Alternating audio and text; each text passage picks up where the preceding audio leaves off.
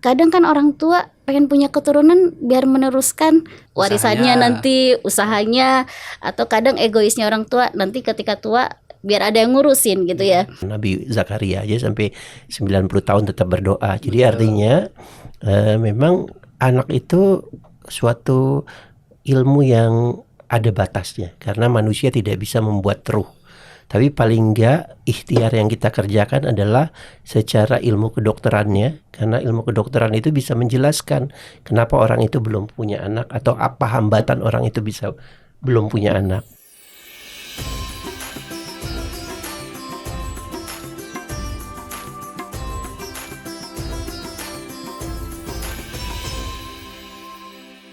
Assalamualaikum warahmatullahi wabarakatuh. Halo Mom and Dads, kali ini adalah sesi podcast Morula IVF Jakarta. Satu tayangan yang sangat bermanfaat untuk Mom and Dads sekalian yang sedang menjalankan program kehamilan. Di sini ada Dr. Reno Rambe yang mana beliau sudah pengalaman di bidang fertilitas lebih dari 11 tahun lamanya, di mana beliau juga sudah membersamai pasangan suami istri mendapatkan buah hati lebih daripada 1000 pasien, sudah banyak. Dari salah satu pasien beliau yang terkenal adalah Mam Zaskia Sungkar dan Dad Irwansyah. Silakan dokter, bisa disapa. Assalamualaikum warahmatullahi wabarakatuh. Halo Mam and Dad semua. Alhamdulillah kita bisa berkumpul di sini dan membicarakan topik menggapai buah hati di bulan suci Ramadan. Oke, terima kasih dokter atas kehadirannya. Sama-sama. Oke, di sini juga saya ditemani dengan Ustazah Lilis Fauziah Balkis. Assalamualaikum warahmatullahi wabarakatuh. Mom and Dads, mudah-mudahan di bulan ini membawa kabar gembira tentang buah hati. Oke, beliau merupakan ketua Yayasan MAM Al-Fat di Cisarua Bogor ya, dan juga merupakan lulusan PTIQ jurusan Al-Quran dan Tafsir, aktif ceramah di berbagai platform dan juga tempat ya, saja. Oke dok, kita langsung aja nih ke diskusi kita nih ya, karena sudah ditunggu-tunggu nih sama pasangan suami istri atau Mom and Dads di sana gitu ya. Dok, sebenarnya kapan sih pasangan suami istri itu harus aware terhadap kesehatan reproduksinya dok? Sebetulnya kalau bicara kesehatan reproduksi, kapanpun sama seperti sehat pada umumnya. Jadi harus aware dari kapanpun. Yang kedua, kalau bicara ingin punya anak, sebetulnya dikatakan mulai sulit mendapatkan keturunan kalau sudah 1 tahun menikah tapi belum hadir juga kehamilannya itu. Tapi dengan saya melihatnya berbeda ya. Sehat itu dengan mendapatkan keturunan itu di zaman sekarang ini agak berbeda karena mungkin kita terpapar sama lingkungan yang tidak sehat. Misalnya kita sering makan produk olahan, kemudian juga laut-laut yang kotor terkontaminasi, mungkin juga sayur-sayur yang kena pestisida gitu. Itu jauh berbeda dibandingkan dengan zaman dulu kali ya, zaman kakek saya, nenek saya gitu. Sehingga orang jauh lebih mudah untuk punya anak. Nah, kondisi-kondisi yang seperti ini karena alam berubah, lingkungan berubah, kita juga harus aware. Jadi sebetulnya mau merencanakan punya anak atau mendapatkan buah hati itu memang paling baik adalah berencana. Jadi memeriksakan dulu, bukan kontrol hamil. Karena kontrol hamil itu sebetulnya sudah kondisi yang sudah siap, kayak orang sudah diberikan rumah, yuk tinggal aja di rumah ini, nanti rumahnya dipelihara gitu, dirawat. Tapi kalau kita mau merencanakan kehamilan, sebetulnya itu adalah kondisi yang kita memang merencanakan membuat rumah, dan rumahnya itu harus yang terbaik menurut versi masing-masing orang sesuai kebutuhannya, lebih kurang begitu. Oke, baik dok, terima kasih. Nah, Ustazah, di dalam Islam sendiri itu sebenarnya apa sih urgensi atau sejauh mana sih urgensi pasangan suami istri itu memiliki keturunan? Baik, terima kasih. Beberapa ayat banyak menyinggung tentang kenapa anak itu menjadi sebuah urgen, dianggap urgen. Saya ingat pada sebuah ayat di situ dijelaskan, Bismillahirrahmanirrahim, al-malu wal banuna zinatul hayatid dunya. Jadi emang harta kemudian anak-anak itu adalah hiasan di dunia ini gitu ya. Meskipun kadangkala nanti dengan anak ini kita akan lalai atau misalnya terlena. Tetapi poinnya adalah ketika teman-teman atau ibu-ibu, bapak, orang tua yang menunggu berharap memiliki keturunan adalah ingat ada maqasid syariah. Maqasid syariah ini diambil dari Al-Quran. Kemudian dikumpulkan metode ini oleh para ulama usul fikih. Tokohnya yang kita kenal adalah Imam Syatibi. Beliau mengenalkan maqasid syariah 5 yang beliau kenalkan, yakni tujuan dalam bersyariah. Yang pertama adalah hifdun nafas, hifdul akal, hifdud din, dan hifdun nasl. Setelah itu baru hifdul mal. Nah, hifdun nasl ini adalah bagaimana kita harus menjaga keturunan atau meneruskan keturunan. Oke. Nah, sehingga ini kalau misalnya dokter tadi saya lihat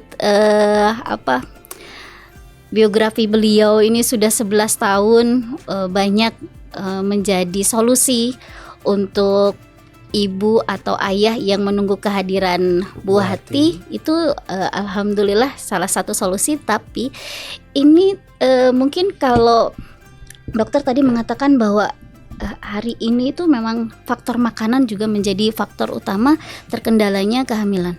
Tetapi di masa Nabi sebelum Rasulullah SAW, contohnya Nabi Zakaria alaihissalam ya, atau Nabi Ibrahim yang sampai 90 tahun itu baru memiliki keturunan.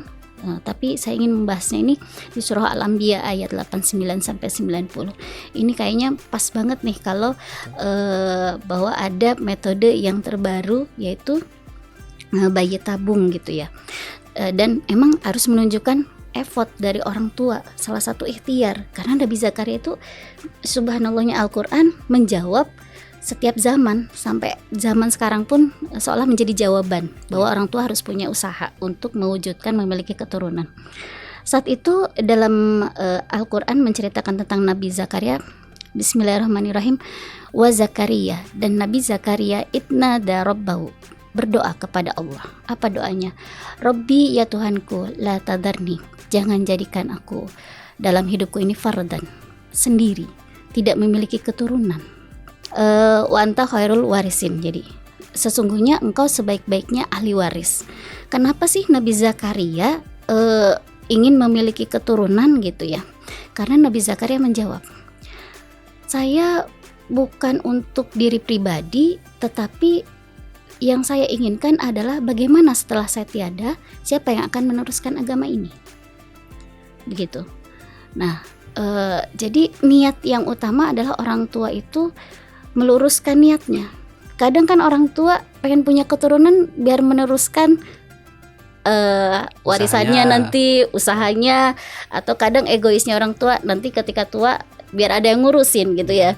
Tetapi lupa bahwa wa ma khalaqtul jinna wal insa illa liya'budun. Allah itu menciptakan manusia ya semata-mata hanya untuk menyembah kepada Allah.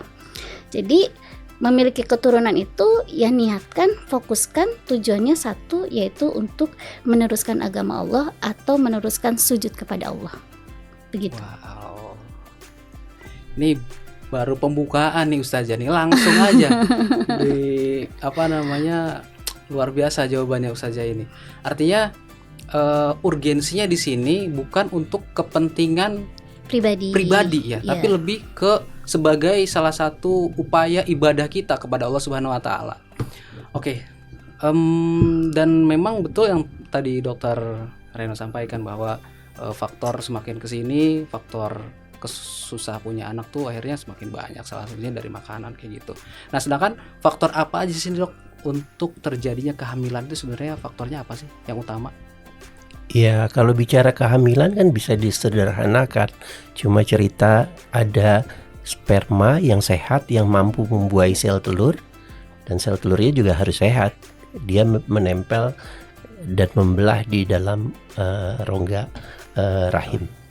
Sederhananya begitu. Tetapi saya ingin mengkontekskan sebetulnya kalau kita bicara program anak, ya kita tidak lepas dari yang Ustadz sampaikan. Nabi Zakaria aja sampai 90 tahun tetap berdoa. Jadi artinya memang anak itu suatu ilmu yang ada batasnya karena manusia tidak bisa membuat ruh. Tapi paling enggak ikhtiar yang kita kerjakan adalah secara ilmu kedokterannya, karena ilmu kedokteran itu bisa menjelaskan kenapa orang itu belum punya anak atau apa hambatan orang itu bisa belum punya anak.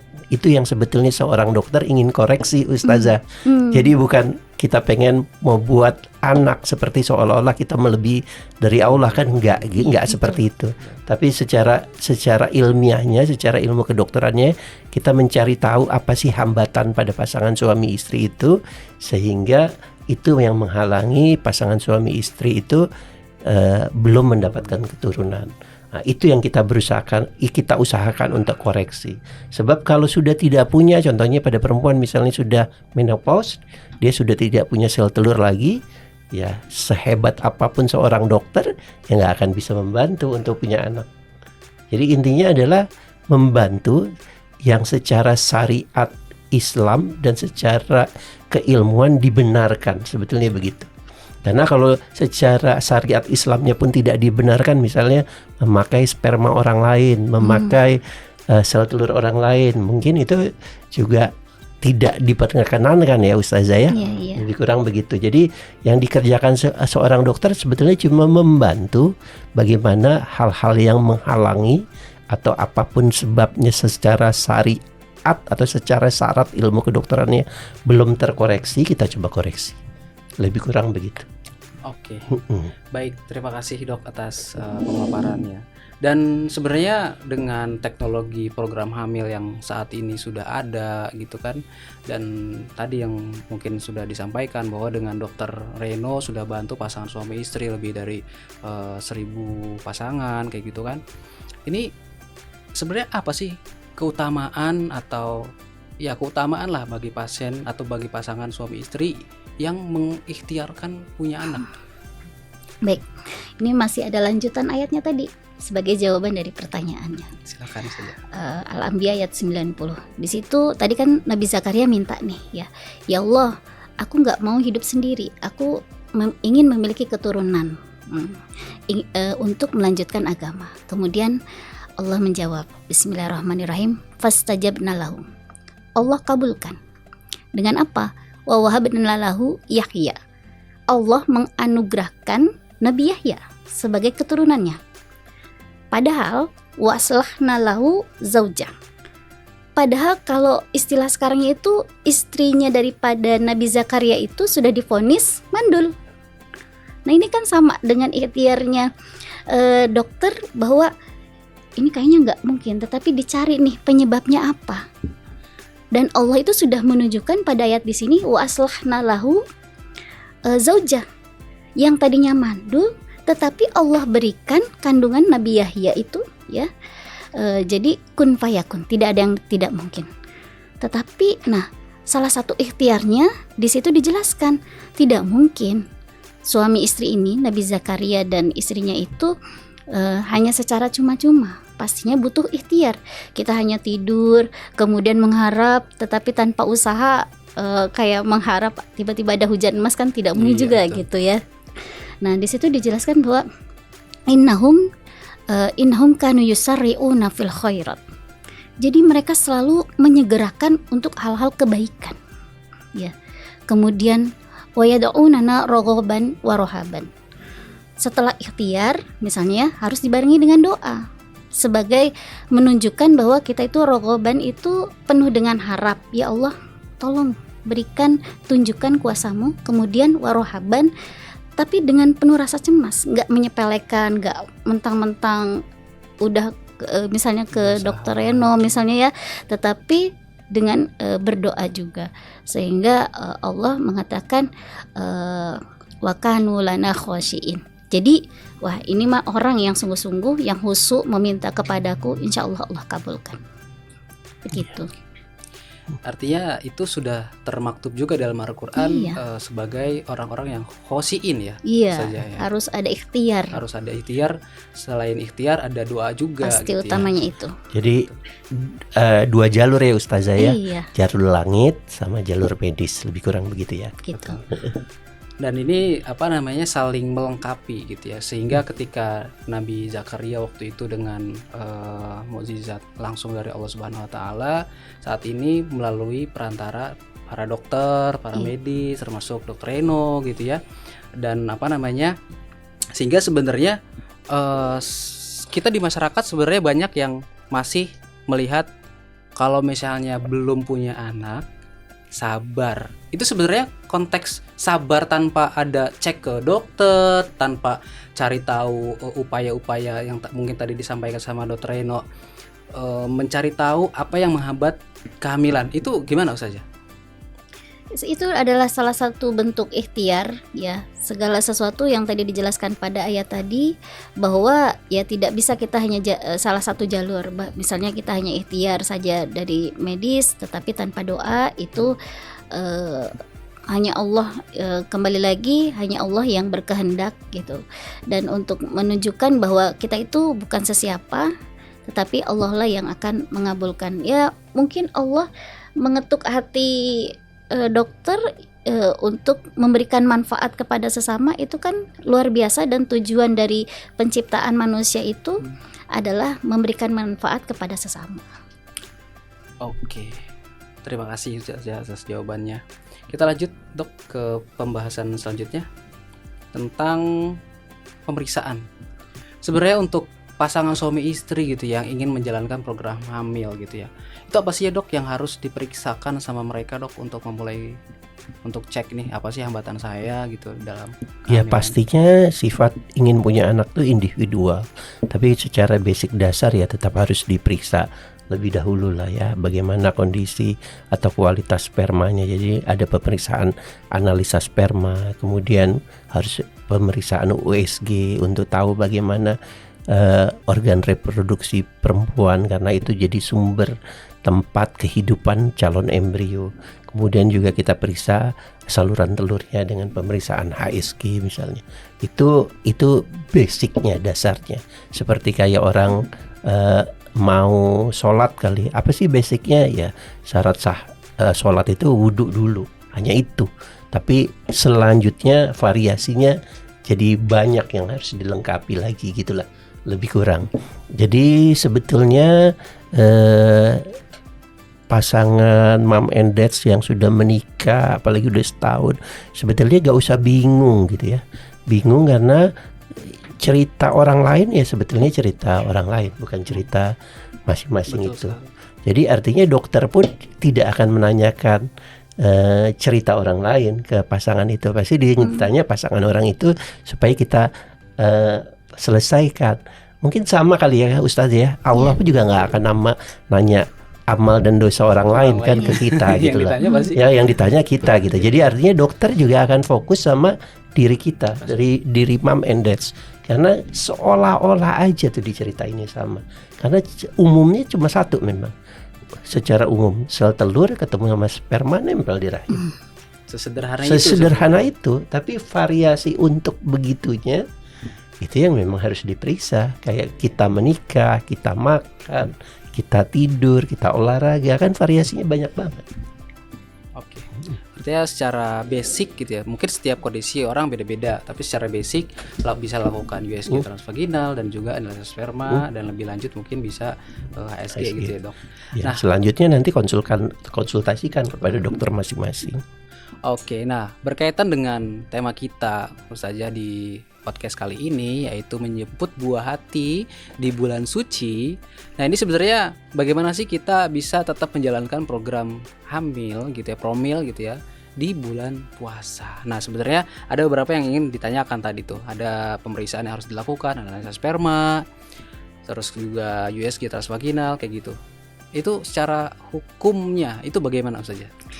Kalau secara hukum ya ada dua yang saya ambil. Yang pertama adalah fatwa MUI yang dikeluarkan keputusan ini tahun 1990, mengatakan bahwa boleh melakukan bayi tabung ini ya selama itu pasangan atau pasutri yang sah. Kemudian kalau untuk sama hal keputusan yang sama yang dikeluarkan oleh fatwa internasional. seluruh dunia boleh selama poin utamanya adalah dilakukan oleh pasutri yang sah itu. Tetapi kalau dikaitkan dengan bulan Ramadan sebetulnya tidak masalah. Hanya selama tidak bertentangan dengan hal-hal yang bisa membatalkan puasa. Nanti kan pastinya ada poin-poin mana nih yang ini boleh dilakukan atau bisa nggak tidak dilakukan. Begitu, karena kondisi janin masing-masing individu itu kan bukan seperti janin normal lainnya ya, bisa kapanpun dilakukan. Nah itu nanti kita mungkin satu-satu dibahasnya. Bahas satu-satu saja. Ya kayak misalnya nih saya dan istri misalnya gitu ya, atau siapapun itulah pasangan itu mau menjalankan program hamil, dan tadi harus pemeriksaan awal kayak gitu. Analisa sperma dan juga USG transvaginal gitu. Nah itu sebenarnya baiknya dilakukan pada saat apa ya? Ketika kapan ya, bukan pada saat apa, tapi kapan itu bisa dilakukan pada saat di bulan puasa gitu saja. Yang biar tidak membatalkan puasa. Baik, kasus pertama mungkin seperti ini ya, yang kita harus pahami bersama.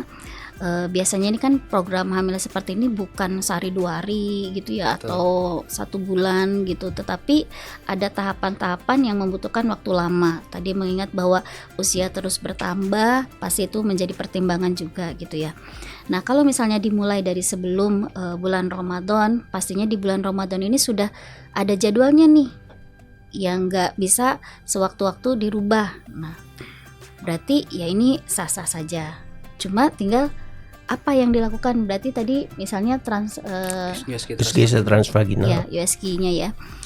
Kalau yang saya pahami itu adalah memasukkan benda sebesar 6 atau 7 cm begitu dokter. Ya, lebih kurang sejari kali yang masuk sejari ya. Sejari jempol gini lah ya. Karena kan gagangnya aja yang panjang, tapi kan yang masuk sedikit sebetulnya. Ya. Lebih kurang sejempol lah. Nah, karena di Indonesia ini mungkin beragam ya, beragam dalam pengambilan fikih, maka mungkin saya akan berikan opsi untuk boleh teman-teman atau engage untuk pahami bersama gitu ya. Yang pertama ada ikhtilaf, yang pastinya ada ikhtilaf. Saya ambil di sini yang mencolok berbeda adalah Imam Hanafi dan Imam Syafi'i. Imam Syafi'i itu sepakat bahwa ini membatalkan puasa, sehingga tidak menganjurkan. Sedangkan Imam Hanafi ini memberikan penjelasan lebih terperinci. Jikalau memasukkan benda tanpa ada pendamping apapun yang akan memberikan efek pada pencernaan atau menempel, itu diperbolehkan. Tetapi apabila sebaliknya, maka itu sama dengan pendapat Imam Syafi'i membatalkan. Sehingga disarankan bisa tidak kalau diundur jamnya gitu. Itu untuk saran pertama.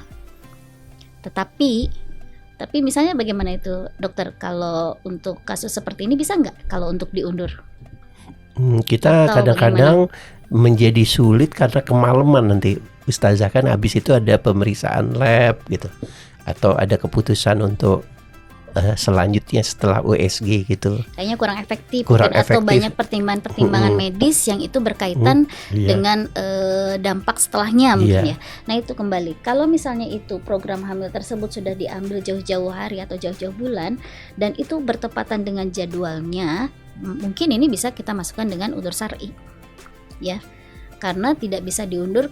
Setahu sedikit sepengetahuan pribadi bahwa emang untuk program ini tuh tidak sembarang menentukan waktu juga, karena sudah ditentukan waktu-waktunya tersebut ya. Tapi mungkin begitu dokter. Iya, kalau sudah mulai memang kita tidak bisa merubah misalnya lagi. Untuk merubah besok atau apa, nah itu yang kerepotan, seolah akan mengulang dari awal dan atau merusak sistem yang sudah ditentukan. Nah itu kita masukkan kepada udzur syar'i, sehingga dia ya sudah dibatalkan puasanya, kemudian dia akan mengkodoknya ya. Seperti hukumnya seperti safar ya. Jadi poinnya bukan dia tetap puasa atau tidak, tetapi dia membatalkan puasanya itu. Begitu. Oke.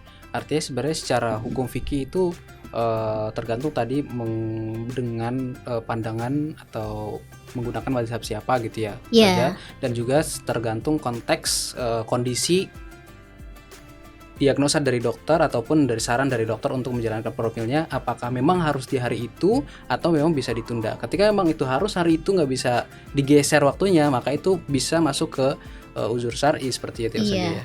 Kasusnya jadi berbeda-beda. Nanti kalau misalnya yang sudah dimulai jauh-jauh hari itu sudah kita ambil udzur syar'i. Tetapi kalau yang baru mulai bisa nggak diundur atau pertimbangan yang lain. Jadi emang fikihnya itu bukan menyesuaikan, tetapi kita diskusikan, kita cari untuk jalan keluar. Jadi istilahnya tuh ada asbabnya untuk menentukan sebuah hukum. Tidak karena ketentuan masing-masing itu, karena janin masing-masing individu itu berbeda-beda, pastinya hukum yang akan dikenakan pun berbeda-beda.